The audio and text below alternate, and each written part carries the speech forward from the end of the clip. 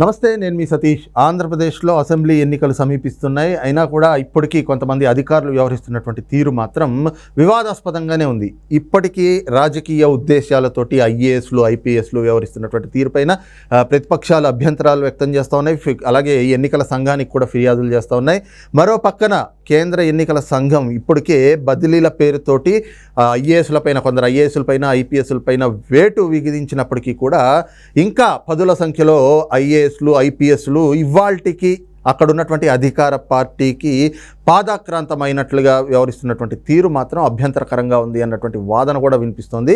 మరి ఎన్నికల కోడ్ అమల్లోకి వచ్చినటువంటి నేపథ్యంలో అధికారులు వ్యవహరించాల్సినటువంటి తీరేమిటి, అసలు ఈ రోజున ఆంధ్రప్రదేశ్లో అధికారులు వ్యవహరిస్తున్నటువంటి తీరు ఎలా ఉంది అనేటువంటి అంశాలు మనతో చర్చించేందుకు రిటైర్డ్ ఐపీఎస్ అధికారి ఎస్కే వలీ గారు ఉన్నారు. సార్ నమస్తే. నమస్కారం సతీష్ గారు. నమస్తే సార్. ముఖ్యంగా ఎన్నికల కోడ్ అమల్లో ఉంది. ఎన్నికల కోడ్ అమల్లోకి వచ్చింది అంటేనే ఇంకా అక్కడ ఉన్నటువంటి ప్రభుత్వం, అంటే ఏ రాజకీయ పార్టీ అయితే అధికారంలో ఉందో వాళ్ళు ఆపద్ధర్మంగా, మళ్ళీ ప్రజలు తీర్పు వచ్చే వరకు ఆపద్ధర్మంగా ఉంటారు అంతే.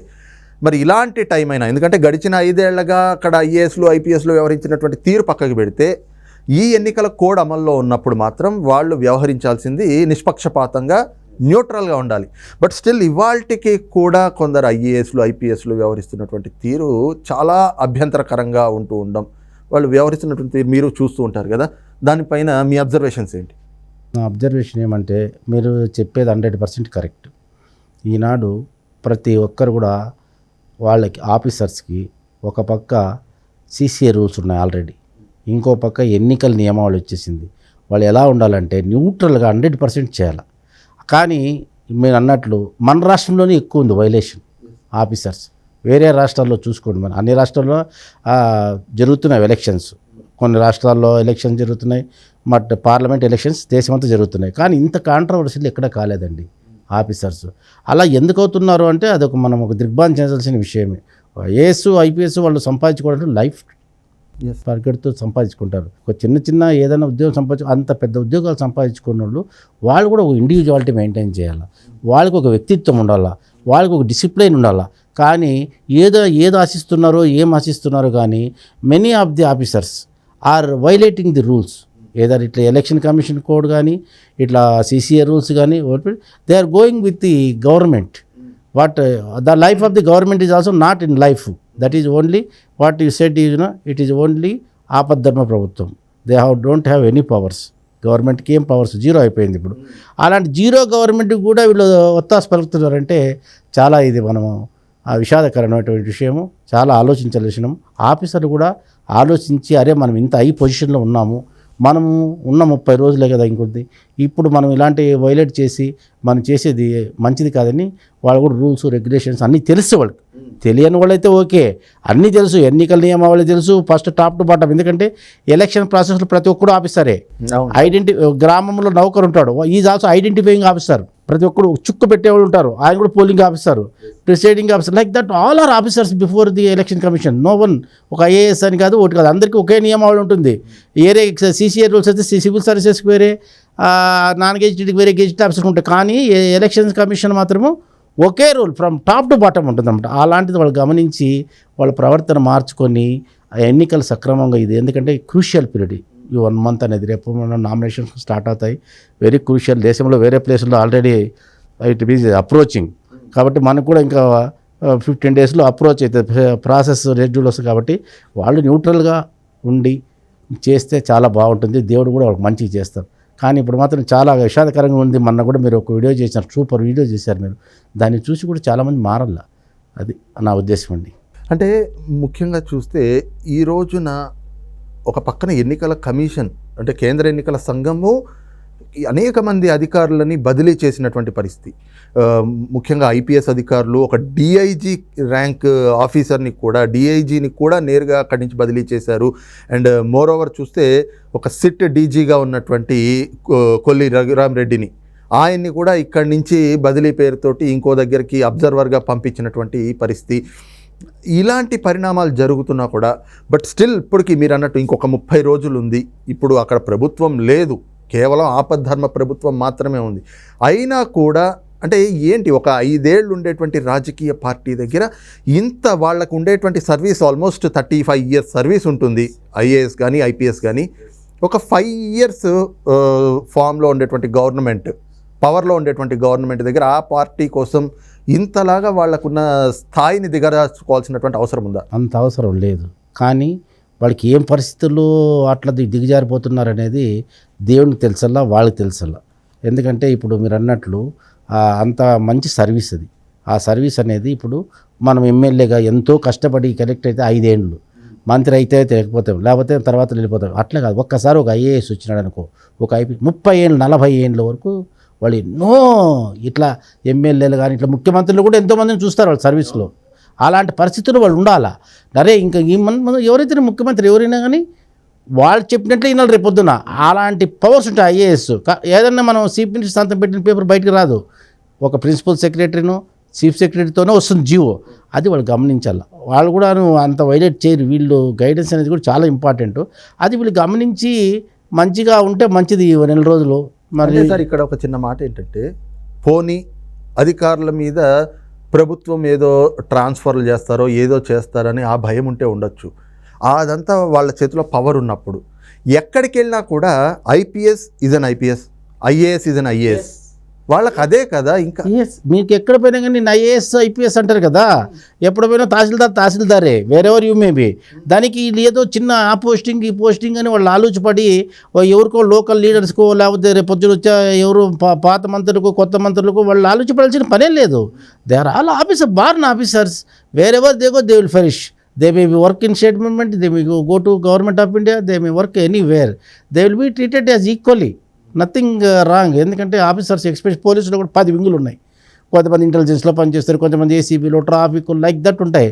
ఏమంటే కొంతమంది ఏం చేస్తారంటే నాకు ఇక్కడే కావాలా, నాకు గుంటూరే కావాలా పోస్టింగు, లేకపోతే బతకలేమంటారు. అదేందో మాకు అర్థం కావడం లేదు. దానికోసం వీళ్ళతో కుమ్మక్క అయిపోతారు. ఎక్కడ పైన కలెక్టరే కదండి, కలెక్టరే, ఎస్పీ, ఐజీనే, డీజీపీనే కదా. ఎక్కడ పోయినా ఒకే పవర్స్ ఉంటాయి వాళ్ళకి. కాకపోతే ఈ పరిస్థితులు వాళ్ళు ఎందుకు అట్లా దారి తీస్తున్నాం అనేది నేను కూడా ఒక్కొక్కసారి చాలా విచారంగా చేస్తాం. కాకపోతే మనము ఎంతో అంత దేవుడు అని కూడా చూస్తుంటాడనే ఉద్దేశంతో ఉంటాం అంతే. అంటే ఇప్పుడు మీరు చెప్పినట్లుగా పోస్టింగ్స్ గురించి లాలూచి పడతారు అని అనుకుందాం. పోస్టింగ్స్ గురించి లాలూచి పడితే ఈ 5 ఏళ్ళు పవర్ ఉన్నప్పుడు అనుకోవచ్చు. బట్ ఇప్పుడు ఎన్నికల కోడ్ అమల్లో ఉన్నప్పుడు కూడా ఇలా చేస్తూ ఉంటే కొన్ని మనము ప్రచారాలు కూడా చూస్తూ ఉంటాం. ఏమిటి అంటే వీళ్ళకి ఇప్పుడు ఫర్ సపోజ్ ఆంధ్రప్రదేశ్లో ఉన్నటువంటి వైసీపీ లేదా జగన్మోహన్ రెడ్డి లాంటి వ్యక్తుల గురించి కూడా ప్రచారాలు జరుగుతూ ఉంటాయి. ఏంటి అంటే ఐపీఎస్ అధికారిని ప్రలోభాలు పెడతా ఉన్నారు అని. ఆ ప్రలోభాలు అంటే అందులో కూడా వాళ్ళకి ఏదో లైఫ్ టైం సెటిల్మెంట్ లాగా డబ్బులు విదజమ్మడమో, లేదంటే గనక మీకు ఒకవేళ ఉద్యోగం పోయినా నేను టికెట్లు ఇస్తానని, ఈ రకమైనటువంటి లాలూచులకు కూడా అధికారులు లోబడేటువంటి అవకాశం ఉందా సార్? అధికారులు సర్వీస్ చేస్తే ఎవరికి లోబడాల్సిన పని లేదు నా ఉద్దేశంలో. ఎందుకంటే ఎంతోమంది ఆఫీసర్లు కూడా ఉద్యోగాలు రిజైన్ చేసి కంటెస్ట్ చేసి గెలిచి, విజయరామరావు ఉన్నారు ఖైరతాబాద్లో, హైదరాబాద్లో, ఆయన మంత్రి కూడా అయిపోయినాడు, అయినా ఐపీఎస్. అలా చేసుకోగలరు. వీళ్ళు ఇచ్చినంత మాత్రం గెలుస్తారండి. లేదు, మన క్యారెక్టర్ బాగుంటే ఎక్కడైనా గెలుస్తారండి. టికెట్ ఇచ్చడానికి గెలిచామంటే 175 గెలుస్తారు. ఏ పార్టీ కూడా గెలదు. ఊరికే మాట చెప్పుకుంటుంటారు. మనం 100 మార్కులు వస్తా ఉంటే ఎవరికి కొద్దిమందికి వస్తే 1% అన్ని సబ్జెక్టులో రావాలంటే కాదు కదా. అట్లా అన్ని సీట్లు రావాలి, ఇన్ని సీట్లు రావాలని ఉండదు. వాళ్ళకేమి టికెట్ మీకు టికెట్ ఇస్తే కానీ నాకు టికెట్ ఇస్తాం గెలిచినామంత ఇది లేదు. వాళ్ళకి క్యారెక్టర్ బాగుండి మంచి ఉద్యోగం చేశాడు, కలెక్టర్ బాగా చేసినాడు, ఐపీఎస్ ఆఫీసర్ ఎస్పీగా బాగా చేశాడు అనే వాళ్ళ క్రెడిబిలిటీ పెంచుకోవాలి పబ్లిక్లో. ఎందుకంటే స్టేట్ లెవెల్లో వస్తుంది. ఏదైనా గుంటూరు ఎస్పీ అనుకోండి, అనంతపురం కలెక్టర్ అనుకోండి, ఇట్లా చేసినారు, ఆ పనులు చేశారు, ఈ పనులు చేసినారని చెప్పి మంచి కొన్ని చూపిస్తూ ఉంటారు. కొన్ని దీంట్లో కూడా మన యూట్యూబ్లో పెడతా ఉంటారు. కొంతమంది బాగా చేస్తున్నారు. అలా చేసుకుంటే వాళ్ళే గెలుస్తారు రేపొద్దున్న. వాళ్ళు ఏదో ఈ 5 ఏళ్ళు భ్రమ కోసము ఏదో టికెట్ ఇస్తాడని చెప్పేసి ఒక ఐపీఎస్ ఐఏఎస్ని త్యాగం చేయడం అనేది మంచిది కాదు నా ఉద్దేశంలో. సార్ అట్లాగే ఇక్కడ ఇంకొక అంశం ఏమిటి అంటే, ఇటీవల ఎన్నికల కోడ్ వచ్చిన తర్వాతే రాష్ట్రానికి ఒక ప్రధానమంత్రి వస్తే, ఆ ప్రధానమంత్రి ఓకే అది ఎన్నికల ప్రచార సభ అయి ఉండొచ్చు, బట్ స్టిల్ హీఈస్ ప్రధానమంత్రి, పిఎం. ప్రైమ్ మినిస్టర్ వచ్చిన సభకి సహజంగా ఐపీఎస్లు ఎవరైతే అధికారులు ఉంటారో అక్కడ ఎస్పీలు అదనంగా కూడా వచ్చి అక్కడ వాళ్ళు భద్రతా ఏర్పాట్లు సభ అయ్యే వరకు ఉండాల్సినటువంటి అవసరం ఉంటుంది. కానీ అక్కడ సభలో మీరు చూసుంటారు, అక్కడ స్థానికంగా ఉండే ఆ జిల్లా ఎస్పీ లేరు, ఆ డిఐజీ లేరు, ఎవరూ కూడా లేకుండా ఉండమంటే వాట్ డస్ ఇట్ మీన్? దాన్ని ఎలా చూడాలి? అది ఆ మీటింగ్ ఎట్లా జరిగింది తెలుసా సార్? లోకల్ పొలిటికల్ మీటింగ్ మాది జరిగింది.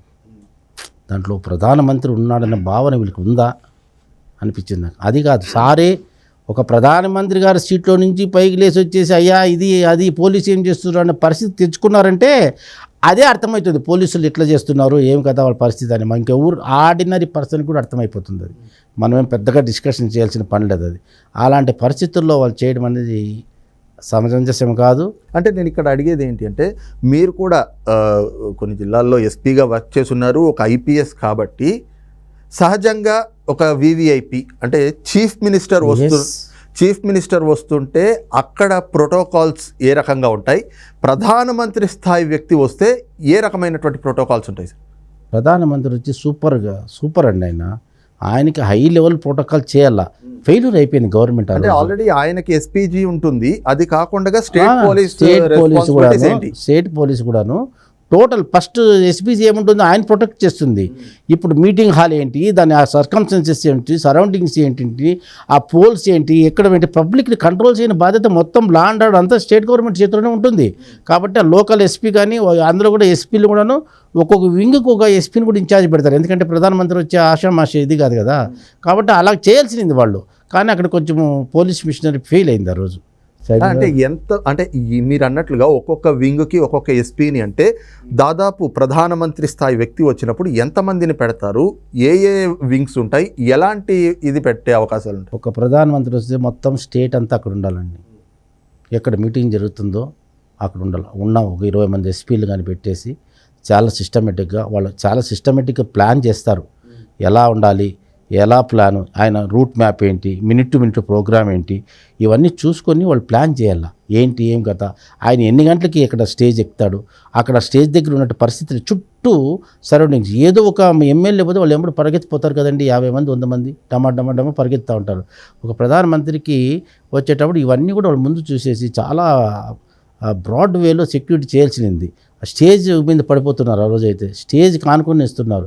అభిమానం ఉండొచ్చు, కానీ సంథింగ్ హ్యాపెన్స్. అవును, అదిలో ఎలక్షన్ షెడ్యూల్ వచ్చిన తర్వాత ఫస్ట్ మీటింగ్ సార్ది ఆ రోజు. What will it have? It will reflect in the entire country. అరే ప్రధానమంత్రి పోయినాడు, అటు చూడప్ప ఏదో వాడు స్తంభం కింద పడినాడంట, షాక్ కొట్టిందంట, లేకపోతే ఎలక్ట్రికల్ ఇదంతా స్టేజ్ ఇదైందంట అంట చాలా ఫీల్ అయిపోయినారు దాంట్లో. ఒకసారి ఆ ప్రధానమంత్రి గారి సీటు మీదకి వచ్చి పైకి లేచి మాట్లాడడం అనేది నేను ఫస్ట్ టైం చూస్తున్నాను నా లైఫ్లో.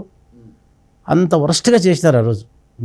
సార్, ఇది పక్కకు పెడితే ఇంకొక అంశము, యాక్చువల్గా మొన్న ఈ మధ్య మనం చూసాం, సిట్ ఆఫీస్లో కొన్ని కేసులకు సంబంధించినటువంటి డాక్యుమెంట్స్ తగలపెట్టడం, అందులో కూడా ఏవైతే హెరిటేజ్ అనేటువంటిది రాసింది. హెరిటేజ్ అంటే ఇప్పుడు ఈ టీడీపీ వాళ్ళది పార్టీలో లోకేష్ గారి మీద కేసులు పెట్టారు. ఆయన మీద ఏదైతే ఇన్సైడర్ ట్రేడింగ్ అని చెప్పేసి కేసులు పెట్టి ఆయన్ని విచారణకు పిలిచారు.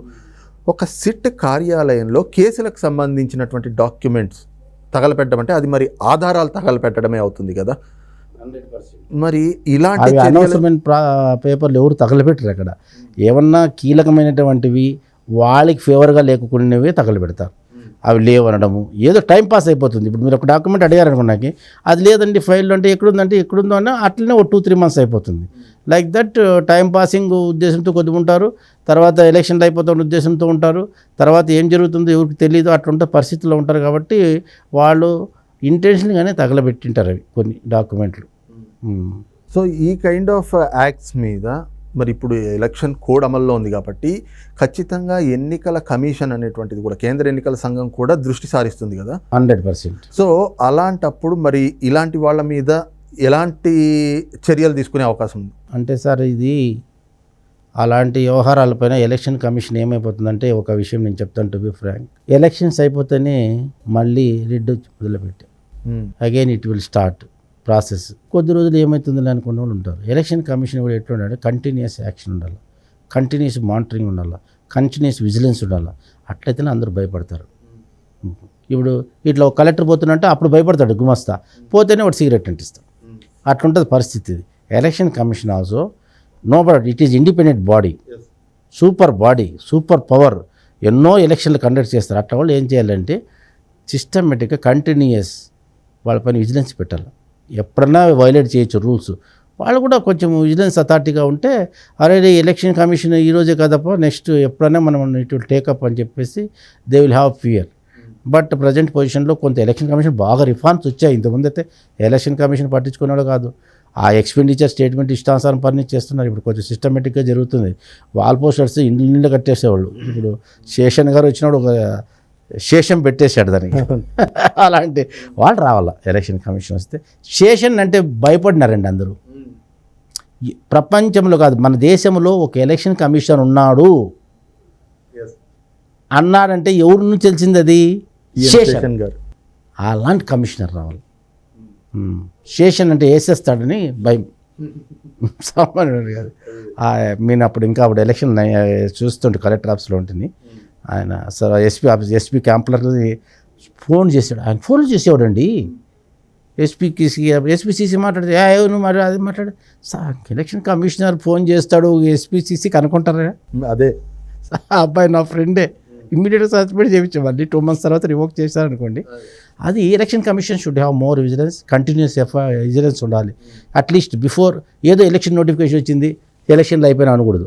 ఎలక్షన్ నోటిఫికేషన్ వచ్చే కంటే 2-3 months నుంచి, సపోజ్ ఇప్పుడు ఎలక్షన్ నోటిఫికేషన్ 31st December నుంచి వాళ్ళు విజిలెన్స్ పెట్టాలి. ఏంటి ఏం కథ.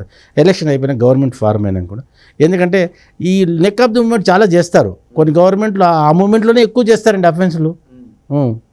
అందులో ఎలక్షన్ ఎక్స్పెండిచర్కి ఆడిట్ లేదు, అదొకటి ఉంటుంది. నువ్వు ఏ చెప్తే ఈ సెల్ 10 లక్షలు అంటే వాళ్ళు మాట్లాడరు. ఎందుకు కొన్నావు అంటే ఎమర్జెన్సీ అట్లున్నది. కాబట్టి election commission should go in perfect వే. అందులో ఇప్పుడు 3 ఉంటారు మెంబర్లు. అప్పుడు అది నాకు మాత్రం స్టేషన్ చాలా రిఫార్మ్స్ తెచ్చారండి. అలాగుంటే ఎప్పటికైనా మనకి దెబ్బ పడుతుందండి. ఐఏఎస్లు ఐపీఎస్లే కాదు, ఈ పొలిటికల్ లీడర్స్, మంత్రులు, ముఖ్యమంత్రులు కూడా భయపడతారు ఎలక్షన్ కమిషన్. అలాంటి స్టేచర్లో ఉండాలి ఎలక్షన్ కమిషన్. తర్వాత లూఫ్ లైన్ అయిపోతుంది అది. అది విషయం. అదొకటి రిఫార్మ్స్ వస్తే నా ఉద్దేశంలో ఇంకా మన దేశం బాగుపడుతుంది, ముందుకు పోతుంది, భయంతో ఉంటుంది. ఎలక్షన్స్ అనేవి కూడా బాగా జరుగుతాయి. మంచి ప్రాపర్ వేలో ఎలక్షన్లు జరుగుతాయి. ప్రాపర్ మంచి లీడర్స్. ఆయన ఎన్ని రిఫార్మ్స్ చేసుకొచ్చారు. కేసులు ఉండేవాళ్ళకి టికెట్లు ఇద్దన్నారు. ఇప్పుడు ఏం చేస్తున్నారు? ఇంక నేను అవన్నీ చెప్పదలుచుకోలే. కోర్టు కూడా కొల్లుడు అయిపోయి మీకు టికెట్ ఇస్తానికి ఒకసారి తీసి కోర్టు కొట్టేస్తున్న కేసు అట్లా జరిగినాయి. ఈ ఎలక్షన్ 3 జరిగినాయి అట్లా. ఊరికే పోయి కోర్టుకి కేసులు కొట్టేపించుకుంటారు. ఎలక్షన్లో ఎందుకు కొట్టేయాలండి కేసులు? అది ఇవన్నీ ఉన్నాయి ప్రాబ్లమ్స్. కానీ ఈ ఆఫీసర్స్ మాత్రం చాలా ఆలోచిపడుతున్నారు. చిన్న మీరు చెప్పినట్టు ఎలక్షన్ కమిషన్ ఒక పక్క ఉంది, సిసిఏ రూల్స్ ఒక పక్క ఉంది, సోషల్ మీడియా ఉంది సూపర్ డూపర్. చిన్న అంశం కూడా టాప్ లెప్పరేస్తారు. అంత ఉన్నా కూడా వాళ్ళు భయం ఉండదేమో. వాళ్ళకు కొంచెం సెన్సేషన్ ఉండాలి కదా, సెన్స్ అనేది ఉండాలి కదా, అది లేదు. దాన్ని గురించి మనము ఎంత మాట్లాడినా కొంతమందికి ఇదవుతూ ఉంటుంది. మన ఉంటారు కొంతమంది చేసిన తప్పే చేస్తూ ఉంటారు. ఎన్నిసార్లు చెప్పేది వేస్ట్ లేరు అనుకుంటుంటారు. అట్లా అయిపోయింది కొంతమంది. కాకపోతే 80% బాగుంటారు. ఇప్పుడు క్లాస్ ఉంటుంది, 100 మంది ఉంటారు, మీరు టీచింగ్ చెప్తా ఉంటారు. ఏదో నా అలాంటి వాడు 2 గలాట్ చేస్తాము, క్లాస్ అంతా డిస్టర్బ్ అయిపోతుంది. ఏ సెక్షన్లో బి సెక్షన్లో చూడ అలా జరిగిందంటే హెడ్ మాస్టర్ వస్తాడు మళ్ళీ. అట్లా అయిపోయింది పరిస్థితి. మరి మనము పొల్యూట్ చేసేది కూడా తక్కువ శాతం ఉన్న వాళ్ళు, తక్కువ శాతం వాళ్ళే. ఎక్కువ శాతం ఉన్న మర్యాదగా ఉద్యోగం చేసుకుంటారు, వాళ్ళు ఏదో చూసుకుంటారు. వాళ్ళకి రూల్స్ రెగ్యులేషన్స్ ఫ్యామిలీస్ ఉంటాయి కదా సార్. అది నేను చెప్పేది. రైట్. ఇది చూస్తున్నాం కదా, ముఖ్యంగా ఏదైతే బాధ్యతగా వ్యవహరించాల్సినటువంటి అధికారులు ఈ రోజున పొలిటికల్ బాసెస్ కళ్ళల్లో ఆనందం చూడడానికో, లేదంటే వాళ్ళు ఇచ్చేటువంటి తాయిలాలకు తలొగ్గో, లేదంటే ప్రలోభాలకి తలొగ్గో ఈ రోజున ఆంధ్రప్రదేశ్లో ఐఏఎస్లు కానీ ఐపీఎస్లు కానీ వ్యవహరిస్తున్నటువంటి తీరు మాత్రం నిజంగా ఆక్షేపణీయంగా ఉంది. కానీ ఏదైతే ఇలాంటి పరిణామాలు ప్రజాస్వామ్యానికి కూడా ఎంతో విఘాతం కలిగించేటువంటివి. కాబట్టి అధికారులు ముందుగా తమ మనస్సాక్షిగా పనిచేయాల్సినటువంటి ఆవశ్యకత కూడా ఈ రోజున ఆంధ్రప్రదేశ్లో ఉన్నటువంటి పరిస్థితులను చూస్తే ఆ అభిప్రాయం కలుగుతూ ఉంది. ఈ క్రమంలోనే ఎన్నికల కమిషన్ ఏదైతే ఉందో వాళ్ళు ఏదైతే వాలంటరీగా ఈ అధికారుల పైన పూర్తి స్థాయిలో నిఘా పెట్టి దాన్ని నిరంతరం కొనసాగించే విధంగా కొన్ని రిఫార్మ్స్ తీసుకొచ్చి వాళ్ళ పర్యవేక్షణ అనేటువంటిది ఉంటుంది అన్న ఒక భయాన్ని పెడితే మాత్రం ఈ రోజున ఆంధ్రప్రదేశ్లో అధికారులు వ్యవహరిస్తున్నటువంటి తీరుందో ఇలాంటి పరిస్థితులన్నిటికీ కూడా అదొక చెక్మేట్లా తయారవుతుంది. కాబట్టి ఎన్నికల కమిషన్ కూడా రాబోయేటువంటి రోజుల్లో ఈ రకమైనటువంటి రిఫార్మ్స్ తెచ్చి అధికారుల పైన నిరంతరం నిఘా పెట్టి పర్యవేక్షణ పెట్టే విధంగా చర్యలు తీసుకోవాలి. అప్పుడే పూర్తి వ్యవస్థలో మార్పు కూడా వచ్చేటువంటి అవకాశాలు కనిపిస్తూ ఉన్నాయన్నటువంటి భావాన్ని కూడా రిటైర్డ్ ఐపీఎస్ ఎస్కే వల్లి గారు వ్యక్తం చేస్తూ ఉన్నారు. Thank you sir.